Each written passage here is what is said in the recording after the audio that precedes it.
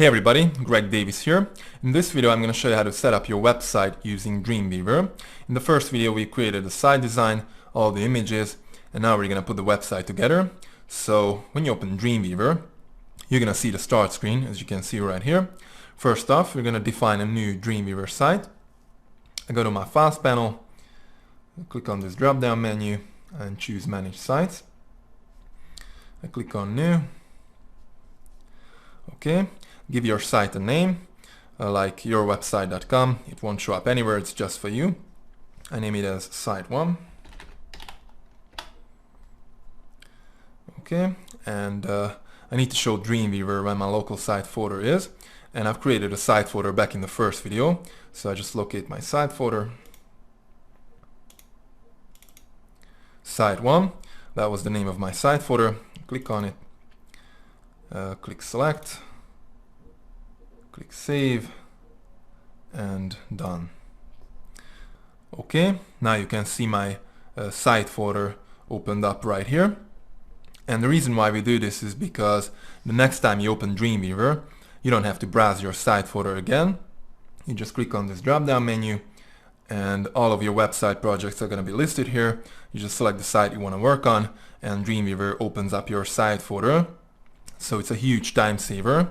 And if you want to edit your Dreamweaver site, just click on Manage Sites, select your site, click on Edit, and you can edit it. You can also create a new site or remove a site. Okay, I close it. And again, you can see my site folder opened up right here.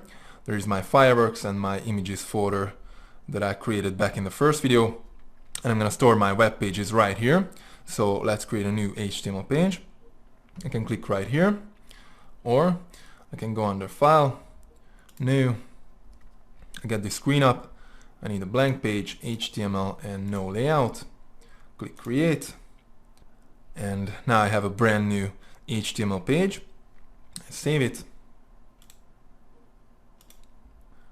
I save it inside of my local site folder and I'm going to call it index.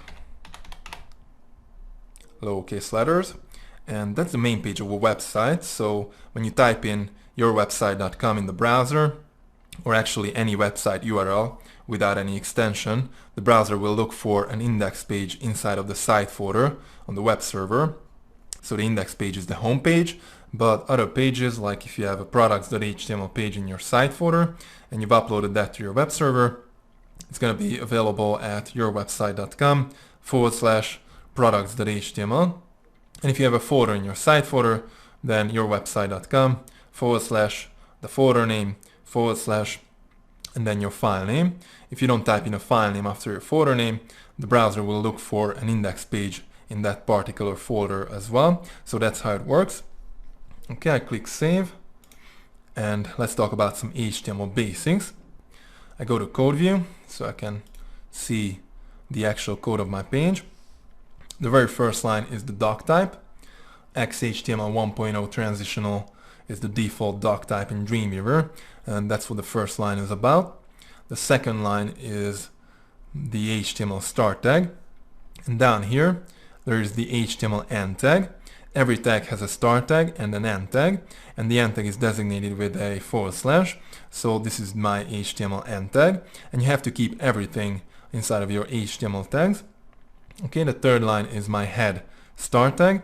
The head tags are not visible when you take a look at a web page, but important. Inside of my head tags, I have a meta tag for character coding. UTF-8 is the default. That's what most web servers use. And I have my meta end tag right here because it's a self-closing tag. Okay, then I have my title start tag, my title, and my title end tag. And then there is my head end tag. Again, every tag has a start tag and an end tag, and the end tag is designated with a /. Okay, under my head end tag, you can see a gap. You know, the browsers render the code sequentially, and they don't care about the space between your elements, so you can add even more space if you want. Okay, in the next line, I have my body start tag, and everything that is actually visible inside of your browser for your page will be inside of your body tags.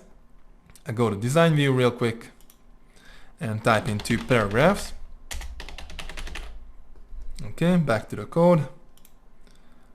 And now inside of my body tags, I have a paragraph start tag, my text, then a paragraph end tag. I have another paragraph, then there's my body end tag, and then there's my HTML end tag. So everything that is visible inside of your browser for your page will be inside of your body tags. And you can put as many tags as you want inside of a tag. But if you start a body tag, for example, and then you start a paragraph tag, you have to close your paragraph tag first, and then you can close your body tag. So your tags cannot overlap each other.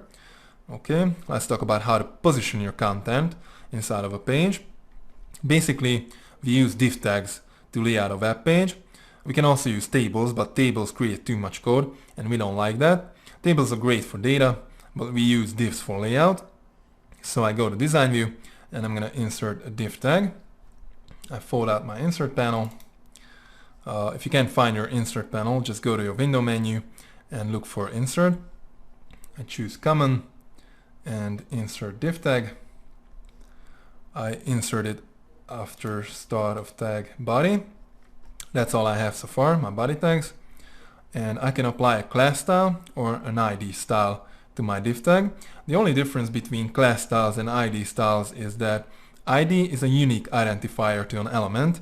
Therefore, I can only apply an ID style to one element per page. So basically, I only apply class styles to my elements. I name it as first div tag. This is just a quick exercise. I click on new CSS rule. It's going to be a class style. Here's the name of the class style. It's designated with the period in front of it because it's a class style. An ID style is designated with a hash mark in front of it. Okay, I define my rule inside of this document only. Later on we're going to use an external style sheet file, but this is just a quick exercise. I click OK, go to box, and I want my div tag to be 400 pixels wide and 400 pixels tall. And I change the padding to 20 pixels all the way around, so same for all. And I also change the margin, not same for all. Top 0, right auto, bottom 0, and left auto. I've given it a margin left auto and a margin right auto just so that I can center it. That's how you can actually center a div tag. Okay, I go to background and I change the background color to gray. I go to border and I want a solid 10 pixel black border all the way around.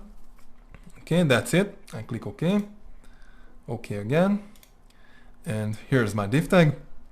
I select it so I can see my 10 pixel border and 20 pixel padding. And I've given it a margin left auto and a margin right auto to center it. Okay, my div tag is 400 pixels wide from this point to this point. So the padding and the border are not included in that. Those are adding to my overall box size. And since I had no content inside of my div tag, Dreamweaver put this line in, but I can type in anything I want. I just type in 2 paragraphs. Okay, I turn live view on, and now I can see how my page will look like in a browser. You can also preview your page in a browser, and you should check out your pages in different browsers to make sure that they look exactly the way you want them to look. So go ahead and install all the popular browsers on your computer, like Chrome, Firefox, IE, Opera, and Safari, and then click Edit Browser List and add those browsers to your list.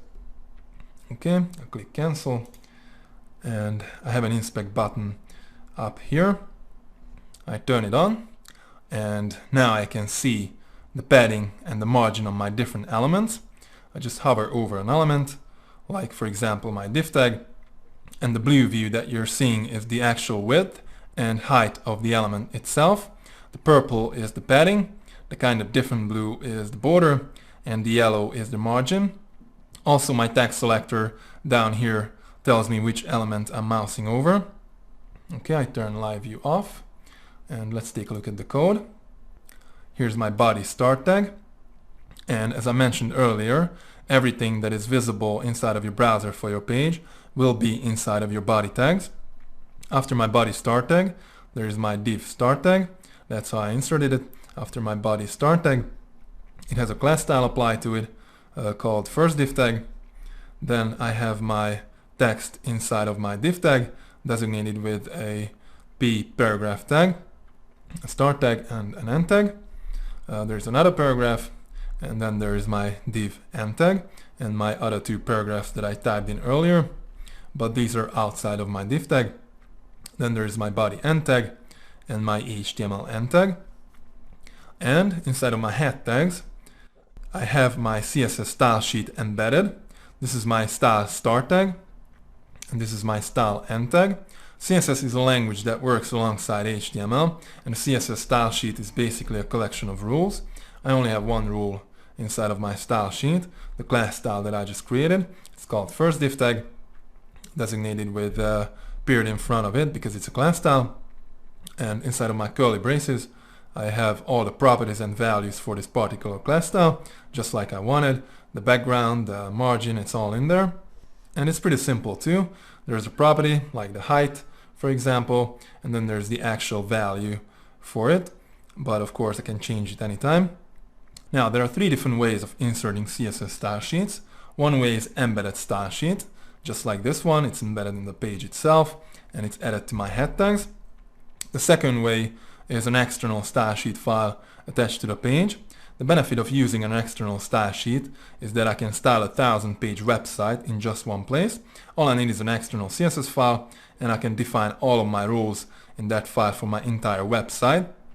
And in my head tags, I only need a link to that CSS file so that the browser knows where to find it. That's what we're going to use the most often. And the third way is inline styles. So around the particular tag, like a paragraph tag, I can put style, and I can just type in any properties just like in CSS. Let's see, I want to change the color, and I pick red. I close it off, and now my text is red. So these are the three ways of inserting CSS style sheets. Again, embedded style sheet added to your head tags, external style sheet file attached to your pages, and inline styles. You can use all three of those to style your elements, but if you style an element in all the three different style sheets, the values will be inherited from the more specific style sheet. The inline style is the most specific style sheet, so it takes precedence over the embedded and the external style sheet. The embedded style sheet is second, and then the external style sheet is last. Okay, this was just a quick exercise. I go back and delete my style sheet and my content as well.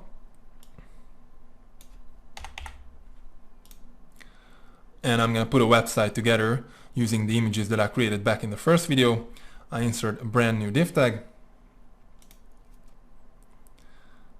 Okay, I don't have anything inside of my body tags yet, and Dreamweaver is going to insert it in my body tags anyway, so I just choose at insertion point, whatever. I apply a new class style to my div tag. I name it as container.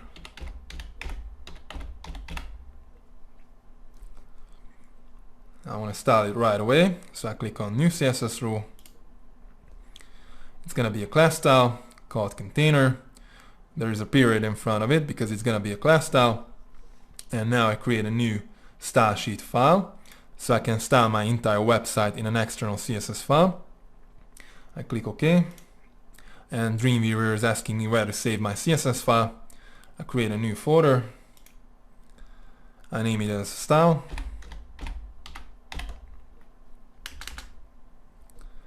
And I also name my main CSS file as style. Okay, it's a CSS file. I click save. And Dreamweaver is going to create the CSS file for me. I can start styling my container class, and it's going to be defined in my CSS file.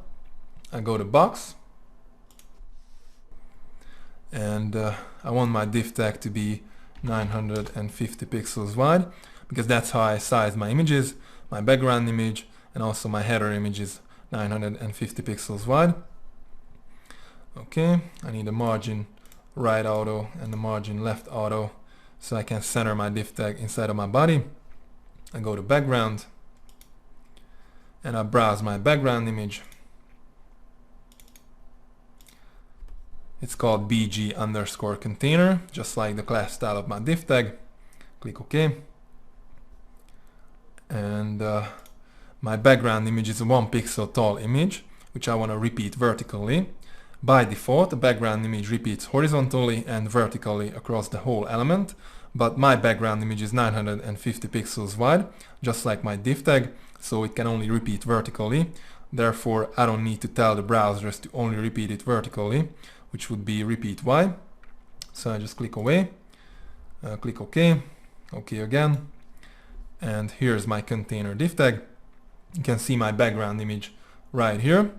It's a 1 pixel tall image that repeats vertically, and Dreamweaver put some text into my div tag because if there was nothing inside of my div tag, then it would collapse. And here's my style folder and my style CSS file that Dreamweaver created for me. If you can't see it yet, just put your cursor in here and press F5 to refresh. My style CSS file also appears up here because it's attached to the page. Let's check it out. Click on it. The first line is the character set. I don't really need this line, I could delete it, but whatever. And here are all the properties and values for my container class. I can change anything here if I want to. Okay, I go to the source code of my index page. I switch to code view. And here is the link inside of my head tags, linking to my CSS file. That's how the browser is going to find it, because there's the actual path to my CSS file, which is relative to my document. Okay, I go back to design view, delete my text, and I'm going to paste my header image inside of my container div tag. I go to my images folder, get my header image, and just drag it over here. Okay, your image must have an alternate text, because if your image doesn't load for some reason, the browser will show the alternate text. And it's also important for search engines, so basically use a relevant keyword loaded alternate text for your images. If I sell a Dreamweaver course, I'll type in my main keyword like Dreamweaver and maybe tutorial and header. Click OK. And now my header image is right there inside of my container div tag. Let's take a look at the code. There's my div start tag, my image start tag, the source of the image, the size, the alternate text that I just typed in, and there is my image close tag because it's a self-closing tag, and then there is my div close tag. Make sure you don't have a p paragraph tag wrapping around your image, because if you do and you style your paragraph tag later, it's going to apply to your image as well, and you don't want to apply the, let's say, the paragraph margin to your image. Okay, I go back to design view, select my image, and I insert a brand new div tag. Wraparound selection, because I need a header div tag around my image, and I apply a new class style to my div tag. I call it header. I click on new CSS rule. It's going to be a class style called header, and I define my rule inside of my style CSS file. I'll click OK. I go to box, and I made a background image for my header div tag, which is 950 pixels wide and 165 pixels tall. So I make it 950 pixels wide and 165 pixels tall as well. Okay, I go to background and I browse my background image. It's called bg_header. Click OK. And by default, a background image repeats horizontally and vertically across the whole div tag, but it's not going to repeat now because my div tag is 950 pixels wide and 165 pixels tall, just like my background image, so I don't need to set the background repeat to no repeat. So I click OK, OK again, and you can now see my background image right here. You can only see this small part of it because my header image is inside of my div tag, so it overlaps it. Okay, I'm going to insert a brand new div tag to position my content below the header part. I go to code view. This is my header start tag. This is my header end tag. And I insert a new div tag right here after my header end tag. So my content is going to be right below the header part. I hit my enter key and I've got my cursor sitting here. I click on insert div tag. I insert at insertion point right where my cursor is. I apply a new class style to my div tag. I name it as content. I want to style it right away, so I click on new CSS rule. It's going to be a class style called content, and I define my rule inside of my style CSS file. I click OK. I go to box and I make it 800 pixels wide, and I need a margin right auto and a margin left auto to center it. I click OK. OK again, and there's my content div tag. I go to design view and paste my text in. I'm going to style this text in just a bit, but I go to code view and I need a brand new div tag for my footer. This is my content start tag. So this very first is my content end tag, and I insert my footer div tag right after my content end tag. And you know what? Let's write some HTML code so you learn how to do that as well. We need a div start tag, and you can cut and paste the div start tag from above, but let's type it in. It's no big deal. Div class, I call it footer.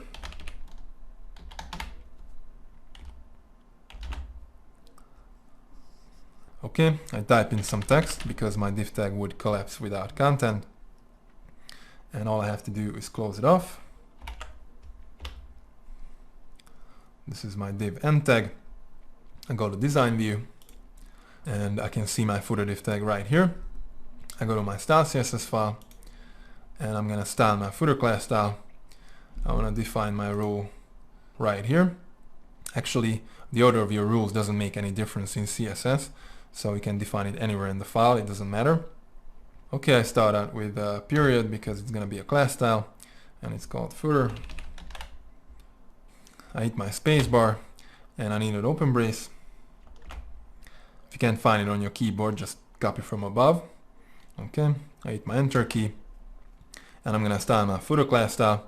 First of all, I made a background image for my footer and it's 950 pixels wide, 120 pixels tall. So I want my footer div tag to be exactly 950 pixels wide and 120 pixels tall. I just press my W key and I can already see my width. My code hinting is helping me out. Sometimes you have to trigger your code hinting. All you have to do is press Ctrl spacebar. Okay, I select width and I just type in 950 pixels, close it off, hit my enter key. I type in height, 120 pixels, close it off, hit my enter key, and I need my background image. I just browse it. It's called bg_footer. Click OK, and I switch to code view so you can see it better. I close it off, hit my enter key, and I type in margin top 70 pixels, close it off, hit my enter key, and I also type in text align center, so my text is going to be centered inside of my footer div tag. Okay, that's it. I hit my enter key and all I need is a close brace. I go back to design view, scroll down, and here's my footer div tag. I just paste my text in, there you go, and I put my cursor inside of my text, and my text selector shows me where my cursor is. It's inside of a paragraph tag, inside of my footer div tag, inside of my container div tag, inside of my body tag. These are only the start tags. If my end tags were listed here, they would be something like /p, /div, /div /body in reverse order. Those are not listed here, but we know that every tag has an end tag. Okay, now I'm gonna style my body tag. I click on new CSS rule, and the body is a tag. It's not a class style, it's not an ID style, it's an actual tag. So I choose tag, and I just select my body. My body doesn't have a period in front of it because it's a tag. Okay, I define my role inside of my style CSS file. I click OK. And now I can style my body. I go to background, and I made a nice fading background image for my body. I just browse it. It's called bg_body. I click OK, and I click apply, and now I can see my background image. The only problem is that by default a background image repeats horizontally and vertically across the whole element, but if I change the background repeat to repeat X, then my image will only repeat horizontal. Okay, I go to box, and I have a 15 pixel margin on my body tag. It's basically there by default. In CSS everything has a default value, but I can change it. I just change my top margin to 0, so I'm not gonna have that 15 pixel margin above my header image. I go to type, and I'm gonna define my font in my body tag,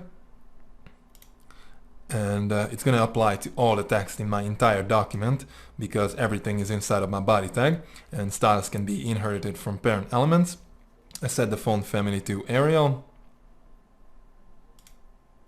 I would prefer that they have Arial, but if they don't have Arial, I'll take Helvetica. If they don't have Helvetica, I'll take any sans serif. So that's what it means. You can edit your font list right here if you want a different font family for the second or for the third option, but I don't think it matters that much because most browsers definitely have Arial. On the web, most people use sans serif fonts like Arial, Verdana or Helvetica. Okay, I set the font size to 16 pixels. I could also set the font color to black, but it's black by default, so I don't need to change that. In CSS, everything has a default value, and I don't need to change that unless I need something else. I click OK, and my text is now Arial, but I want to style my text the right way, so I put my cursor inside of my very first paragraph, which is my headline, and in my property inspector, I'm on the HTML tab, and I choose heading 1. Okay, my headline is now designated by an H1 tag and not a P tag anymore, and it's larger than my normal text because the H1 tag has its own default font size in CSS, and it takes over the properties that I defined in my body tag. I'm gonna style my H1 tag in a second, but before I do that, I put my cursor inside of my second paragraph, which is my subheadline, and I choose heading 2. Okay, and the heading 1 text is larger than the heading 2 text, and it's simply because it's more important. Heading 1 is the main headline, heading 2 is the subheadline, and about every 5 paragraphs you can have cross headlines. So this paragraph can be heading 3, and maybe this one as well. Now your heading 1 and heading 2 text shouldn't be used more than once per page, but you can use heading 3, heading 4 as many times as you want. And you can go all the way down to heading 6. Actually, I never use heading 6. I use heading 3, maybe heading 4, and that's it. But if you need more different types of cross headlines, you can use those as well. Okay, let's style our headings. I start out with my headline. I put my cursor inside of it, and I click on New CSS Rule. H1 is a tag, so I choose tag, and I don't have to look for it here because I've got my cursor sitting inside of my H1 tag, and I define my role inside of my style CSS file. I click OK. I change the font family to Impact. Actually, I have to type it in because it's not listed here, but it's a great font family for headlines. Okay, I also change the font size to 46 pixels. I go to block, and I need the text align center. I click apply. Let's see how it looks. Cool. I click OK. And now I'm going to style my h2 tag, but let's write some CSS code so you learn how to do that as well. I go to my style CSS file, switch to code view, and here's my h1 rule. So let's put the h2 rule right after that. I type in h2, hit my spacebar, and I need an open brace, hit my enter key, and I only change the font size to 25 pixels. If you're not seeing any code hinting, just press Ctrl spacebar. Okay, I close it off, hit my enter key, and I need a close brace. Okay, I go to design view, and I'm going to show you all the ways to style your text. I select some text, go to my property inspector, I'm on the HTML tab, and I bold my selected text. There you go. Let's take a look at the code of the index page, and my bold text is now designated by a strong tag, a start tag, and an end tag. That's pretty much it. If I want to get rid of it, I can just delete my strong tags here in the code, or I can go to design view, put my cursor inside of my bold text, and on my text selector I can select my strong tag, right click on it, or control click on the Mac, and if I choose remove tag, Dreamweaver will remove it for me. I'm not gonna remove it. Let's see what else we got. I select some other text, go to my property inspector, HTML tab, and my next button is italic. Click on it, and it works pretty much the same way as the strong tag. My selected text is now designated by an EM tag, that's the italic, and there's an underline tag as well, but it's not listed here simply because it's not recommended. Users can confuse it with hyperlinks, but if you need it, put a U tag around the text you want to underline, and you can do that in the code. Okay, my next two buttons are unordered list and ordered list. I select some paragraphs, like these three, and I choose unordered list first. Okay, my text is now designated by a UL tag. It's unordered list, and it also has li tags for list items, and you can see these bullet points in front of the list items. I put my cursor in it, click on list item, and here I can change my list properties. I can switch to numbered list, which is basically ordered list, and I can style it. So instead of bullet points, let's say I want alphabet large. I click OK, and now I have large alphabet in front of my list items, and my list is now ordered list. Okay, I change my ordered list back to unordered list. I select it, turn off ordered list, and turn on unordered list. Okay, I put my cursor right here, hit my enter key, and I can type in my next list item. And if I want to switch back to paragraph, I'll hit my enter key twice, and I can type in a paragraph. And if I hit my enter key, Dreamweaver will start a new paragraph for me. Now if I don't want to start a new paragraph, I hold down my shift key, press my enter key, and I'll get a line break. I go to code view, and this is a line break tag. Okay, back to design view, and my last two buttons are block quote and remove block quote. Actually I never use it, but I'll show you. I put my cursor inside of a paragraph, I click on it, and now I have a black quote tag wrapping around my paragraph tag, and my paragraph starts right here. I can click on it again to add more, or I can just remove it. And also I can style any tags using CSS. I put my cursor in one of my list items inside of my unordered list. I click on new CSS rule, and I need a compound selector because I only want to style those list items that are inside of an unordered list. But I only need the UL li tags, so I click on less specific once again, and this CSS rule is only going to apply to those list items that are inside of a UL tag, so it's not going to have an impact on my order list if I have any. I click OK, go to list, and here I can choose a list style image, and I want to use my checkmark image instead of those bullet points. So I just browse it. It's called checkmark and click OK. Click apply, and you can now see my checkmark image in front of my list items. I go to box, and I also need a margin bottom 10 pixels and a margin left 25 pixels. Click apply. Let's see how it looks. Okay, it's good, so I click OK. And this is how you can style your text by styling the actual tag in CSS. But if you want to style a specific paragraph, or maybe just one sentence, you can apply an inline style to your text. First, I create a new class style that I can actually apply to my text. I click on New CSS Rule. I need a class style, so I choose class. Okay, it's going to be a class style, so I type in a period, and I name it as yellow.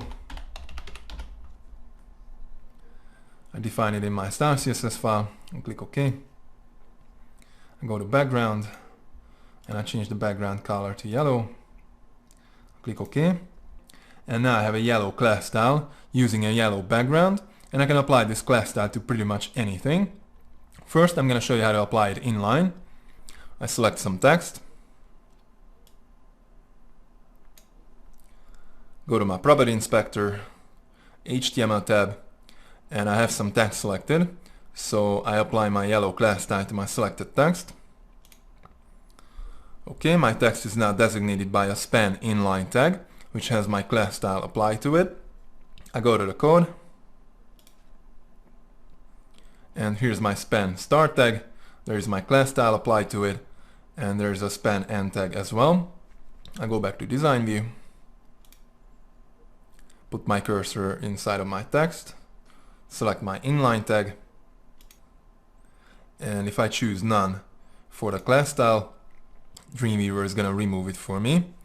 Okay, so this is basically a span inline tag with a class style applied to it, but I can apply a class style to any kind of tag. I put my cursor inside of a paragraph, select my paragraph tag, and I apply my yellow class style to my selected paragraph tag. Okay, I go to the code, and you can see that my yellow class style is applied to my paragraph tag. To get rid of it, I can delete the class style here in the code, or I can go to design view, select my paragraph tag, and choose none for the class style. So this is how you apply a class style to pretty much anything. But if you don't want to create a new class style, you can also style a tag inline. I go to code view, and let's say I want to style this paragraph. I type in style instead of class, and now I can type in my properties and values just like in CSS. I type in text align center, close it off, hit my space bar, and I type in text transform uppercase, close it off, go back to design view, and my text is now centered and it's transformed to uppercase. The only problem with this method of styling is that if you want to apply those specific properties to multiple elements, it will generate a lot of code. So only do this if you want to style just one particular element and you're not going to apply those properties to anything else. Okay, I go to the code, and let's talk about the head section because there are a couple of things we need there. The first thing we need is a page title. I'll preview my page in a browser. I have to save it. And you can see my page title right here. And it also appears in the search engines. So I Google, let's say, Dreamweaver. Okay, you can see my organic listings. And the very first line here is the page title for each of these individual web pages. And basically you need a relevant keyword loaded page title for your web pages, and it has to convey some benefit to get people click on your site. I go back to Dreamweaver, and all you have to do is type in your actual page title right here. Make it less than 70 characters. I paste one of my titles in just to give you an example. And I sell a Dreamweaver course, so this title is relevant and keyword loaded as well. Okay, I also need a description meta tag, which can also show up in the search engines right below your page title, so it also has to be relevant to your page. I want to insert it after my title tag. I go to my insert panel, and down here I have my head. I need a meta tag. Okay, in the value field, type in description. Don't misspell it. And in the content field, type in your own description, make it relevant to your page, and put your most important keywords in it. It could be like a sentence or maybe 2 short sentences. Again, I paste one of my descriptions in just to give you an example.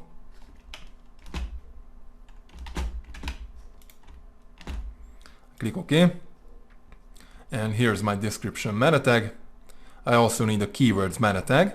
The keywords won't show up anywhere, but I need them because search engines will look at it. I insert it after my description tag. I go back to my head, and I need a new meta tag. In the value field, type in keywords. Again, don't misspell it because it's important. And in the content field, type in 3 to 5 comma separated keywords that are relevant to your actual page. Again, I paste some of my keywords in, but this is just an example.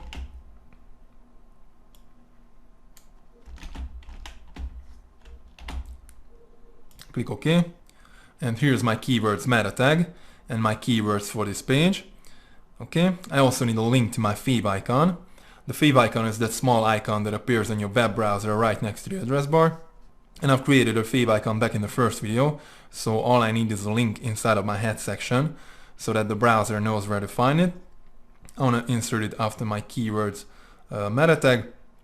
I go to head, and I need a link. I browse my image. It's called favicon. Click OK. And in the rel field, type in shortcut icon.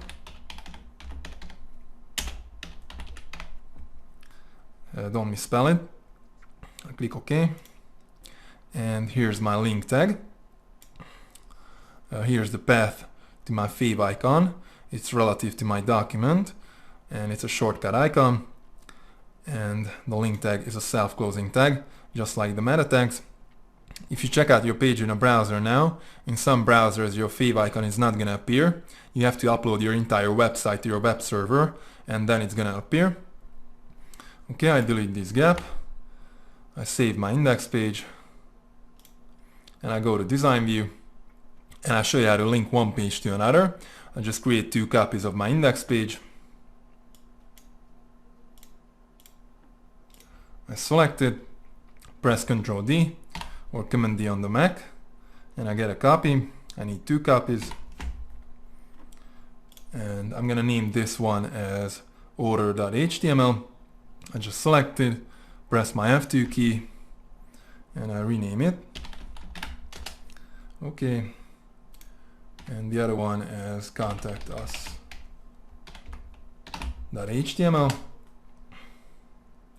You can use a dash or an underscore to separate words in your file names. Either one is fine, but dash is more widely used. Okay, I open up my contact page, and I change the headline to contact us. I go to code view. And I also need to change the title, description, and keywords because each page has to have unique title, unique description, and unique keywords. I only change the title now to contact us.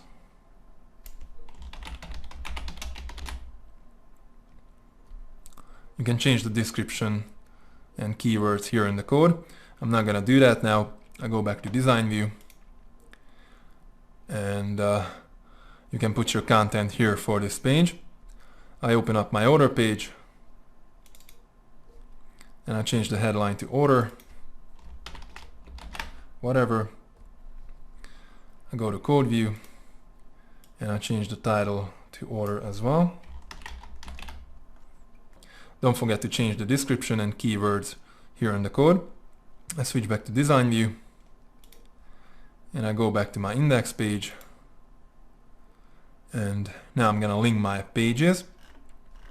Down here in my footer, I select my order text, and in my property inspector, I grab my target and point to my order page.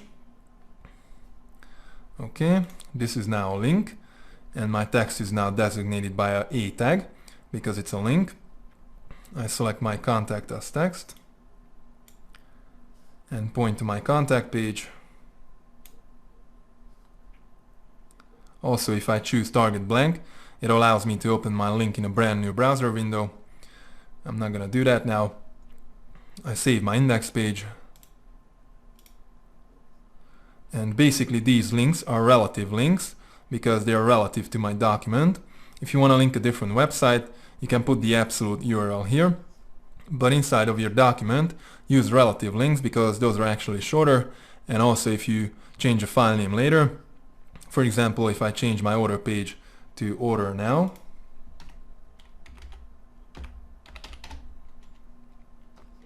as I hit my enter key, Dreamweaver prompts me to update my links, so I can update my link, and I'm not gonna end up with any broken links.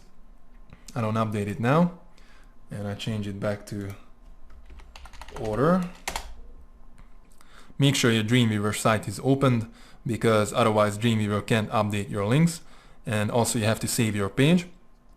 Okay, I copy the content inside of my footer, and I'm gonna update my other two pages. I go to my contact page and paste it in. I just pressed Ctrl V, go to my order page and update it as well. Okay, I go back to my home page, and all of your individual web pages should link back to the home page as well, mostly because of search engine optimization reasons, but also because of usability reasons. Usually the company logo is the link to the home page, but I'm gonna link my header image. I select it, and I could put the absolute URL here, but I just type in a /, hit my enter key, and my header image is now linked back to my home page, whatever it may be. Now when you link an image, your image will automatically get a border. I put my cursor somewhere else so you can actually see it. Right here, I have a border on my image, and I want to get rid of it, so I select my image and change the border to 0, hit my enter key, and my border is gone. Okay, I need a link to my home page in my other two pages as well, so I go to my contact page, select my header image, type in a / and 0 for the border, go to my order page, select my header image, / and border 0. I go back to my index page, and I'm gonna style my footer. I fold up my insert panel, select my footer class style, and down here I can see all the properties and values for my footer. I can change the values here. I can add property, or I can delete or disable properties. But I just double click my footer class style and bring up my CSS dialog box. I change the font size to 14 pixels because I don't need such a big text inside of my footer, and it's gonna take over what is defined in my body because it's more specific.